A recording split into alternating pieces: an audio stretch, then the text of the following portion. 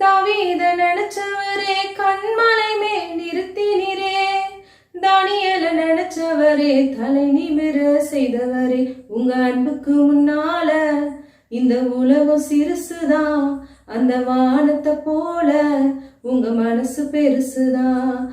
சீமேயு அப்படிங்கிற ஒரு மனுஷன் தாவீது ராஜாவை ஒரு சந்தர்ப்பத்துல பேலியாளின் மகனே ரத்த பிரியனே தொலைந்து போன்னு சொல்லி அவர் மேல கற்களை வாரி எறிஞ்சு மண்ணை வீசி அவரை தூஷித்திருப்பாரு, அசிங்கப்படுத்தியிருப்பாரு.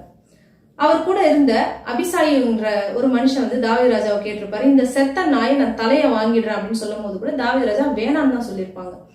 கோலியாத்தை முறியடிச்ச தாவீது ராஜாவுக்கு இந்த சீமேயு ஒரு பெரிய விஷயமே இல்லை.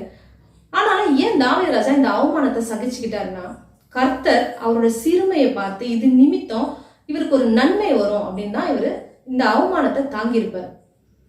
அதே மாதிரி கர்த்தரிடத்துல இருந்து அவருக்கு ஒரு நன்மையும் வந்துச்சு. இப்படிதான் நம்ம வாழ்க்கையில நம்மளோட உயர்வுகளை பார்த்து தாங்கிக்க கொள்ள முடியாம ஒரு சிலர் நம்ம லைஃப்ல பிசினஸ்ல இல்ல ஒரு ஊழியத்துல கூட நம்மளோட உயர்வுகளை அடுத்த ஸ்டேஜ் நம்ம போறதை பார்த்து தாங்கி கொள்ள முடியாம பொறாமையின் நிமித்தம் நம்மளை அவமானப்படுத்துற மாதிரி, அசிங்கப்படுத்துற மாதிரி, நம்மளை கீழே தள்ளி விடுற மாதிரி பேசுவாங்க. இதெல்லாம் நம்ம கர்த்தருக்காக பொறுமையா சகிச்சுக்கிட்டோம் அப்படின்னா, அந்த அவமானத்தை தாங்கிக்கிட்டோம்னா கண்டிப்பா கர்த்தரிடத்துல இருந்து நம்மளுக்கு நன்மை தான் வரும். ஒரு நாள் கண்டிப்பா நம்மள கர்த்தர் கண்மலை மேல நிறுத்துவார். God bless you.